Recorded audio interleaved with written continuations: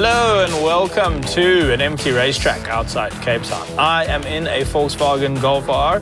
It's pretty much the same Golf R that you could have bought, a couple of weeks ago, but this one now has more power. Because South Africa is now classified as a moderate temperature country and not a hot temperature country by Volkswagen Global, it now means that they can turn up the power a bit. So you get 228 kilowatts.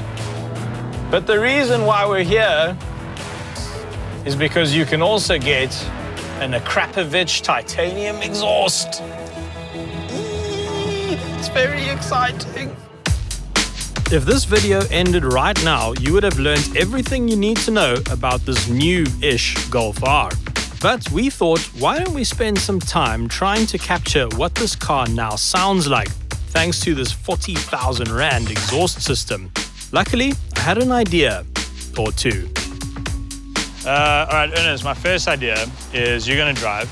Okay. I'm going to stand out of the sunroof and hold a boom pole with a giant microphone over the back of the car. Okay, that seems like a great idea. Yeah, it's totally going to work. Totally going to work. Don't drive over my shoes. Shiro, could you grab the door, please?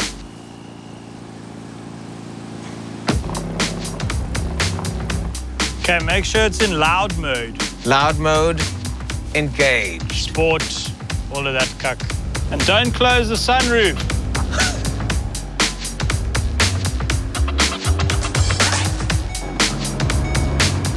I think you're supposed to put your seatbelt on. Is it beeping? Let me get my foot off the seat.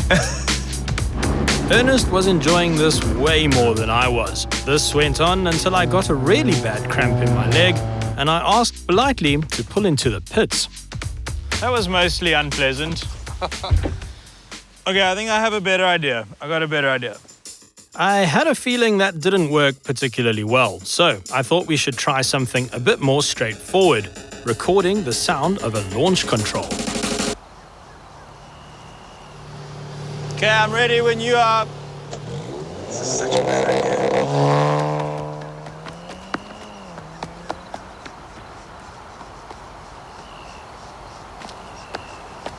This is definitely working. My next plan was even better. Okay, cool. Ready? Yes. 5, 4, 3, 2, 1, go!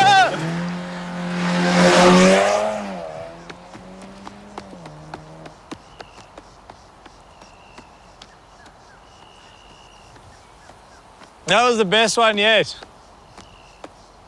I got sun cream in my eye. Ugh. Yeah, we're good. Next method.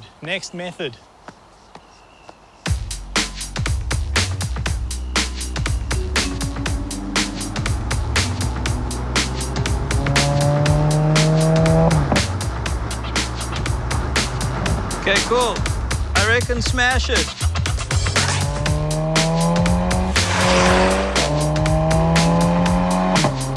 This genius technique proved quite effective, but it wasn't exactly a sustainable solution, or particularly safe either. And so I had another idea, to actually ask the sound guy what he would do. Hey, that's not bad. Hey, that is actually not bad at all. So your mic's not going to fall off, right? I mean, that cable's clipped in. How much do these things cost? Like 10 grand. 10 grand, good. That's a good price, yeah. And then because this car has 4 tailpipes, we're going to run a lav on this side and then one on that side. So it's like stereo. It's like assaulting your senses. Personally, I don't think we need that guy anymore, eh? Which one? The sound guy. We don't need it. No, look at this. Although this thing is complicated, dude. Have you seen this thing? What does it do? Look how many knobs there are. Sound guys love knobs. It's probably not a great idea to make fun of the sound guy while he's still working on your car. Either way, we were all pretty chuffed with this setup. It was time to properly capture the aural power of this new-ish Golf R.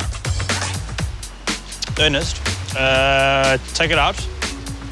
Here's your challenge though. No tire squeal. Oh, man. It's going to interfere with the sound. We need But good what if I can sound. slide it without tire squealing? How are you going to... No, this doesn't make sense. Is that going to work? I think, well, look, dude, that's the most microphones I've ever seen on a car. So it doesn't work. I don't know what else we can do. In a rare example of my ideas actually working out, all of this nonsense really did work. And so all that's left for me to do is shut up and play the hits. Turn up that LCD sound system, plug in your headphones, and listen to this.